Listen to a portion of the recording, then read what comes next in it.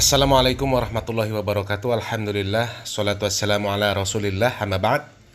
Kaum muslimin yang dirahmati oleh Allah subhanahu wa ta'ala, setiap dakwah yang dibawa oleh orang-orang yang dikatakan sebagai aliran salafi wahabi adalah dakwah yang mengajak manusia, khususnya umat muslim, untuk bersatu di atas Al-Quran dan Sunnah berdasarkan pemahaman para salafus soleh. Bukan mengajak kepada perpecahan, bukan mengajak untuk membenci orang-orang yang tidak sefaham, apalagi sampai dengan mengkafir-kafirkan. Na'udzubillah min dzalik. Ketahuilah bahwasanya Allah subhanahu wa ta'ala berfirman, innamal mu'minuna ikhwatun. Sesungguhnya orang mukmin itu semuanya bersaudara. Terlepas Anda adalah jam'iyah dari Nahdlatul Ulama, dari Muhammadiyah, Jamaah Tabligh, MTA, Al-Irsyad, Persis dan sebagainya, kita semua tetap bersaudara. Dan tidak lepas dari kewajiban untuk saling menasehati, saling meluruskan, saling mengingatkan. Kita tidak diajarkan untuk fanatik terhadap sebuah ormas, fanatik terhadap sebuah kelompok atau apapun yang semisal. Akan tetapi kita diajarkan agar fanatik terhadap Al-Quran dan Sunnah di atas pemahaman para salafus soleh. Sehingga siapapun dia, apapun ormasnya atau kelompoknya, ketika yang disampaikan adalah sesuai dengan pemahaman para salafus soleh, maka kita akan bersatu di atas sana. Bersatu di atas kesepakatan. Dan inilah persatuan yang benar. Persatuan di atas Al-Quran dan Sunnah yang berdasarkan pemahaman para salafus soleh.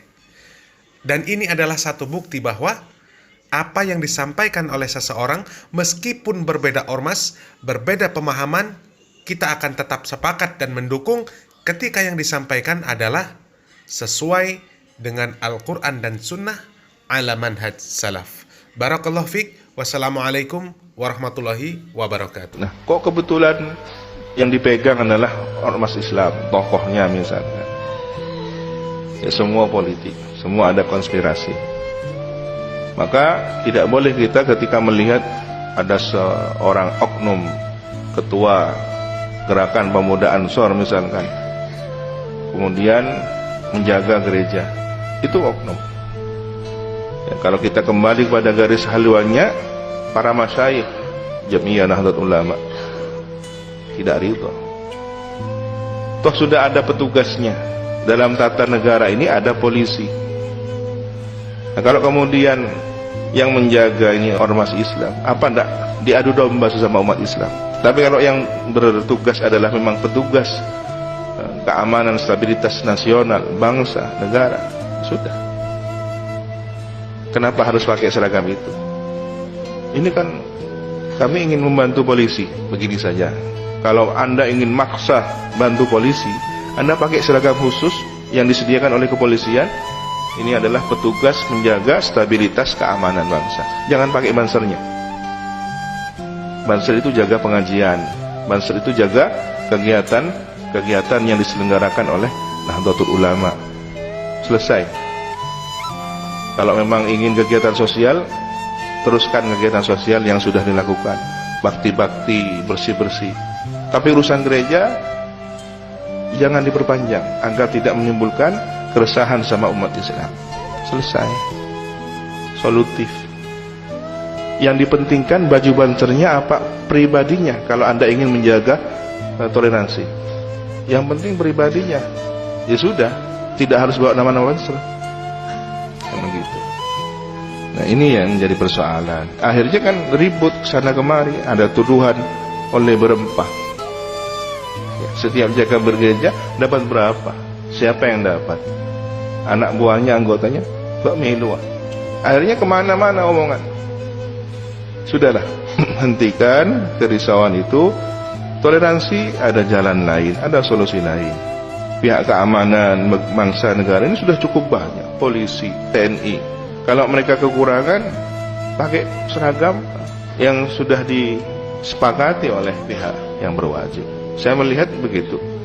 Di beberapa tempat yang mungkin personilnya kekurangan untuk menjaga lalu lintas, ada petugas yang dilibatkan. Ada pemerintah daerah punya Satpol PP. Sudah ada, garis strukturalnya sudah ada. Ya. Kecuali memang ingin cari muka, ingin cari perhatian, kecuali memang ada oknum yang ingin menjual nama Banser, dia dapat berapa? Allahu a'lam. Mudah-mudahan diselamatkan oleh Allah Subhanahu wa taala. Dan mudah-mudahan fitnah itu tidak terjadi. Kalau terjadi, hentikan. Kalau tidak ingin mendapatkan tolanah Jam'iyah Nahdlatul Ulama. Ya. Saudara-saudara kaum muslimin dimanapun Anda berada, ini ada beberapa pertanyaan. Bagaimana hukumnya seorang muslim menjaga gereja pada saat Natalan? Atau bagaimana hukumnya membantu ritual Natalan? Bagaimana hukumnya menyemarakkan ritual Natalan? Seperti dengan datang ke acara Natalan dengan membawa hadroh, dan bagaimana hukumnya mengucapkan selamat hari Natal. Ini semuanya hukumnya adalah haram.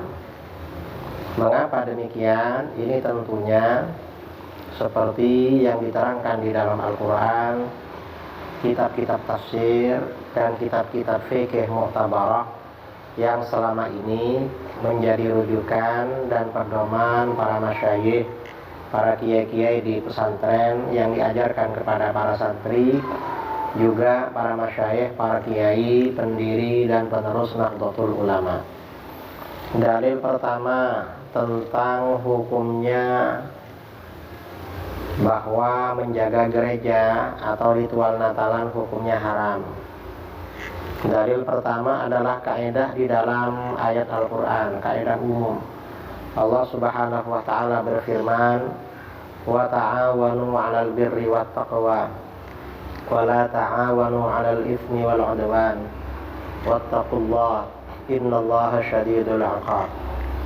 Dan tolong menolonglah kamu dalam mengerjakan kebajikan dan takwa, dan jangan tolong menolong dalam berbuat dosa dan permusuhan. Bertakwalah kepada Allah, sungguh Allah sangat berat siksaannya. Al-Quran Surah Al-Ma'idah ayat 2. Di dalam ayat ini kita diperintahkan tolong menolong dalam mengerjakan kebajikan dan ketakwaan. Dan sebaliknya, dalam berbuat dosa atau permusuhan justru kita dilarang tolong menolong. Ritual agama lain dalam agama Islam itu hukumnya maksiat, bahkan kufur dan syirik. Sudah barang tentu masuk pada keumuman ayat ini, di mana kita dilarang menolong membantu mereka. Ini ayat secara umum.